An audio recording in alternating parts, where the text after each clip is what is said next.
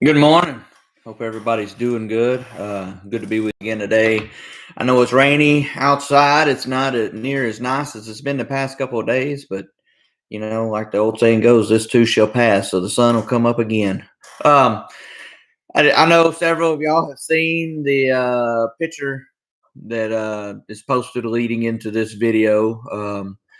And yesterday, me and Sherry were working outside. The kids have been out there with us, just in front of the house there by the front door. And DJ and Malia and their kids had walked over for a few minutes and we had all talked. And we went back inside and we ate supper. And then I came back out to kind of clean up, put up some of the stuff I had sitting out. And wasn't paying no attention, walked up front, went to pick up some things and bent over and looked up, and there was a snake wedged in our screen door. Like, I don't know if he was trying to get in or what, but there he was. And kind of took me off guard real quick, and went in there and got Sherry. Was going to get Gage but he was in the shower. And I usually, whenever that kind of stuff happens, when I find a snake around the house, I'll usually bring them out and show them. And I do that for a reason, because I tell Gage all the time, Gage is always out in the woods, building a fort or chopping down trees or whatever, being a boy, what boys do. And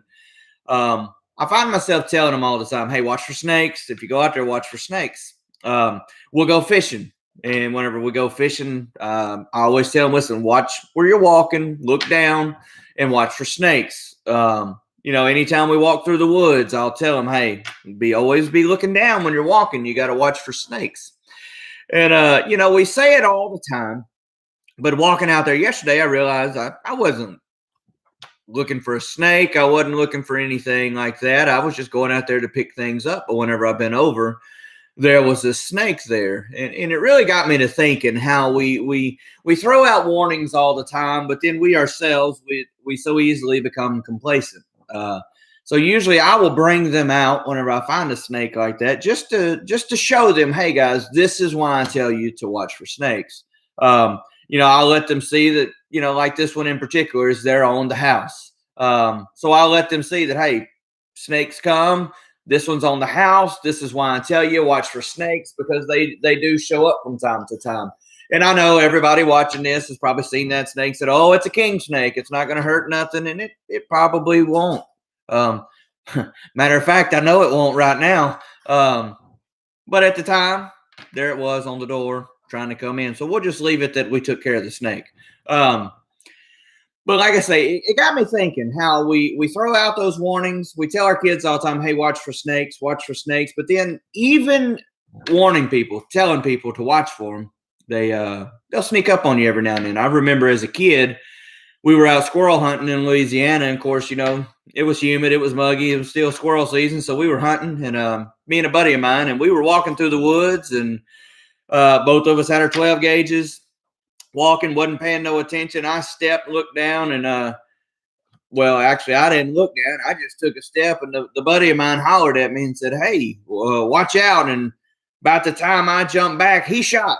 And it was a copperhead down there right beside my foot, and he shot it, and luckily didn't shoot my foot. But, it just kind of snuck up on me. But I got to thinking about this and how the devil does with us, how the enemy does. I began to think about different scriptures, how sneaky the devil is in our lives.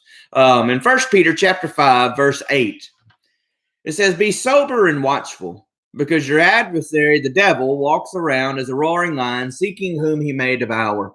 We think about that. You say, well, a roaring lion, you're going to see him coming, but the devil doesn't necessarily announce himself. What it's talking about there, a roaring lion is hungry. He's ready to devour.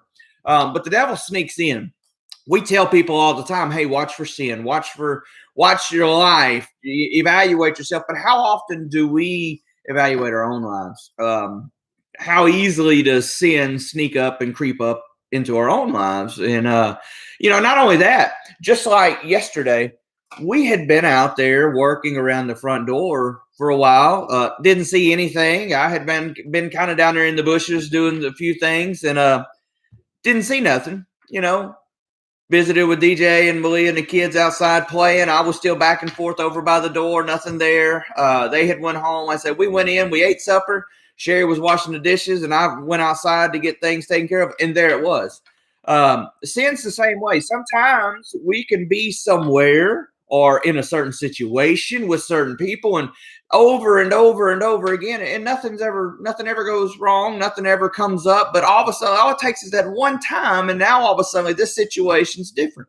Sin has crept in, and before we know it, we find ourselves face to face with a situation that we never thought we would face there, because we've been here many times. It just goes to show you how sneaky sin is, and how sneaky the devil is to just kind of sneak into your everyday situation and catch you off guard. You know, you may be doing things and you think, you know what, I've done this 1,000 times. It's nothing wrong here. I've done this a bunch. It will be okay. But all it takes is that one time for something to be off, something to be different. And many times that's the devil. He's done crept in there and changed up a little bit of something, just trying to see if he can devour you in that moment. And so, you know, that verse says, be sober and watchful. We talk about watching all the time, watching ourselves, watching our actions, watching our lives, watching for the Lord, watching for many things. The scriptures talk many times about being watchful. But how watchful are we? You know, how many times do we become complacent and we stop watching like we should?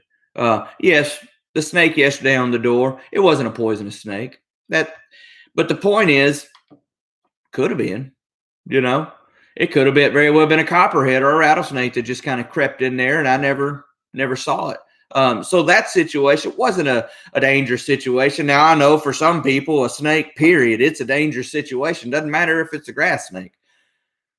But when you really sit back and look, you say, well, it wasn't as bad as it could be. But in that, you can't get complacent, because next time maybe it'll be worse. Maybe next time it will be a copperhead or something like that waiting, you know. But being watchful there for the devil. Don't grow complacent. Don't go complacent in your life and the places you've been and think, well, we've got this and we're going to be okay. We always have to watch. Like I say, I remind Gage every time he goes out to the woods, every time we go fishing, hey, watch for snakes. Don't be scared of them. You don't have to live fearfully. You don't have to walk and tiptoe around just scared to death, but just watch for them. You know, watch for them. Understand they are around us. In Hebrews chapter 3, verse 12 through 13, says, be attentive, brothers, lest there be in any of you an evil, unbelieving heart, and you depart from the living God. But exhort one another daily while it is called today, lest any of you be hardened through the deceitfulness of sin. Sin is sneaky. Sin is deceitful. You know, I think about in the garden, you know, when Adam and Eve partook of the fruit. You know, it was a serpent, a snake, that came in. Could have very easily just kind of snuck in on them, and there it was, and just deceived them. You know, sin is very sneaky. It's very deceitful, and if we're not watching for it, it can creep into our lives. There's a song called that talks about it's a slow fade. It's not just a boom, it happens. It's a slow fade. It just kind of creeps in and sneaks in slowly, but eventually, before you realize it, you're off course. You're going the wrong direction, and you're just you're away from God.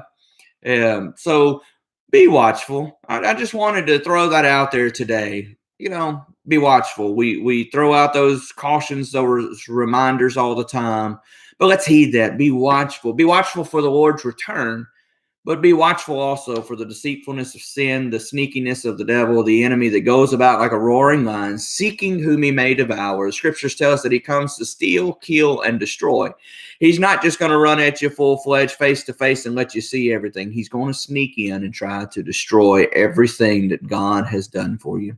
But if we're watchful, we can we'll see it coming. The Lord leads us in that. The Holy Spirit leads us. We don't live fearful of that. We don't shut down who we are as Christians because, there's a chance that sin could creep in. No, we're just watchful of that, and we're mindful of that. And we've got to pray that the Lord would keep us, give us eyes to see those things when they come in.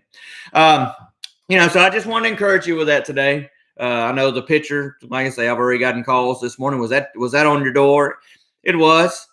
It was just an attention getter pitcher, but there's lessons to be learned every day and everything that happens to us. And so let's learn those lessons. Let's remember to be watchful. Let's don't grow complacent and miss what the devil's trying to throw at us. And let's also don't grow complacent and miss the blessings that God's doing for us.